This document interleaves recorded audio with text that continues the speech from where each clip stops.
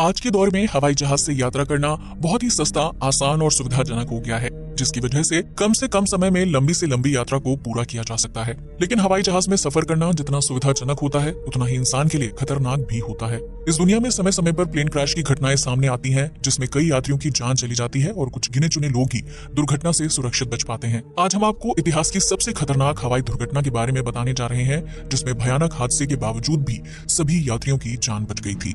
हवाई दुर्घटना में बच गए थे सभी यात्री। बात 27 दिसंबर 1991 की सुबह की है, जब स्वीडन के स्टॉकहोम एयरपोर्ट पर स्कैंडिनेवियन एयरलाइंस का विमान 751 उड़ान भरने की तैयारी कर रहा था। इससे एक रात पहले स्वीडन में हल्की बर्फबारी हुई थी, जिसकी वजह से रनवे पर जमी बर्फ को साफ करने का काम जारी था। साल का आखिरी हफ्ता था, लिहाजा लोग क्रिसमस और न्यू ईयर सेलिब्रेशन के लिए अपने घर लौट रहे थे। फ्लाइट 751 को लंबी यात्रा तय करनी थी, जिसे स्वीडन के स्टॉकहोम से उड़ान भरकर डेनमार्क की राजधानी कोपेनहेगन से होते हुए पोलैंड के वर्सो शहर तक जाना था।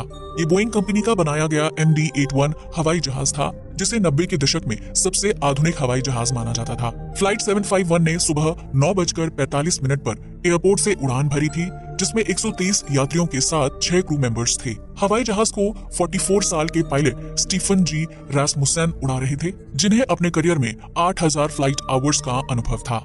वहीं विमान में को पायलट की कमान 34 साल के उल्फ कैडरमार्क ने संभाली थी, जिन्होंने अपने करियर में 3000 घंटे हवाई जहाज में बिताए थे। इन दोनों पायलट्स के कंधों पर फ्लाइट 751 को सही सलामत उसके डेस्टिनेशन तक पहुंचाने की जिम्मेदारी थी, लेकिन वो नहीं जानते थे कि उन्हें इस यात्रा में बहुत ही भयानक एक्सपीरियंस होने वाला है। फ्लाइट 751 कुल 129 यात्रियों को लेकर हवा में उड़ान भर चुकी थी और उस वक्त हवाई जहाज के दोनों इंजन में लगभग 2700 किलोग्राम फ्यूल था। लेकिन किसी को इस बात की जानकारी नहीं थी कि ये ईंधन आगे चलकर प्लेन क्रैश के लिए जिम्मेदार हो सकता है। दरअसल फ्लाइट 751 दुर्घटना से एक रात पहले स्विट्जरलैंड के ज्यूरिख शहर से उड़ान भरकर स्वीडन पहुंची थी और उस रात तापमान -60 से -80 डिग्री सेल्सियस के आसपास था, जिसकी वजह से हवाई जहाज के फ्यूल टैंक में ईंधन जमने की अवस्था में पहुंच गया था। इसके अलावा हवाई जहाज पूरी रात एयरपोर्ट पर बाहर खड़ा था और ठंडे तापमान की वजह से ईंधन काफी ज्यादा ठंडा हो चुका था। सुबह के 3 बजे एयरपोर्ट के कर्मचारियों ने हवाई जहाज की जांच की और उसके पंखों पर जमी हुई बर्फ को साफ करने के बाद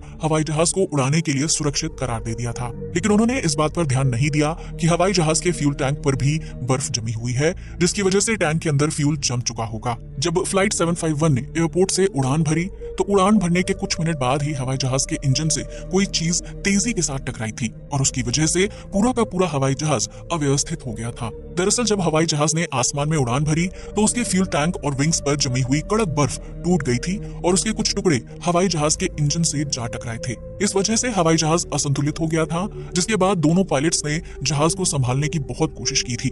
उस समय हवाई जहाज 3000 फीट की ऊंचाई पर था, लेकिन तभी पायलट्स के सामने एक दूसरी समस्या खड़ी हो गई। आसमान में असंतुलित होते हवाई जहाज के दोनों इंजन ने एक साथ काम करना बंद कर दिया था, जिसकी वजह से दोनों इंजन में आग लग गई थी। पायलट्स समझ चुके थे कि अब हवाई जहाज को किसी भी तरह आपातकालीन स्थिति में लैंड करवाना होगा, लिहाजा उन्होंने फ्लाइट 751 को स्वीडन के एक गांव की तरफ ले जाना शुरू कर दिया था। वहीं दूसरी तरफ हवाई जहाज के अंदर बैठे यात्रियों में अफरा तफरी का माहौल पैदा हो चुका था, जबकि हर तरफ सिर्फ चीखने और चिल्लाने की आवाजें ही आ रही थीं।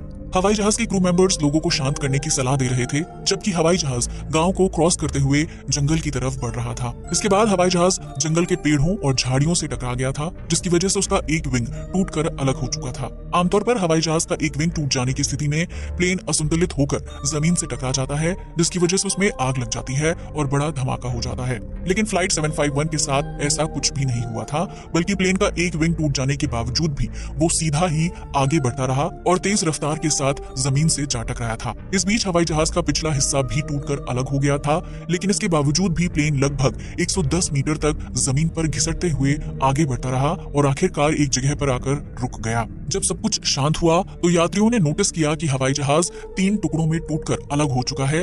लेकिन यहाँ सबसे बड़ी हैरानी की बात ये थी कि हवाई जहाज में ना तो आग लगी थी और ना ही उसमें सवार 129 लोगों में से किसी की भी मौत हुई थी, जिसकी वजह से यात्रियों को अपनी किस्मत पर यकीन नहीं हो रहा था।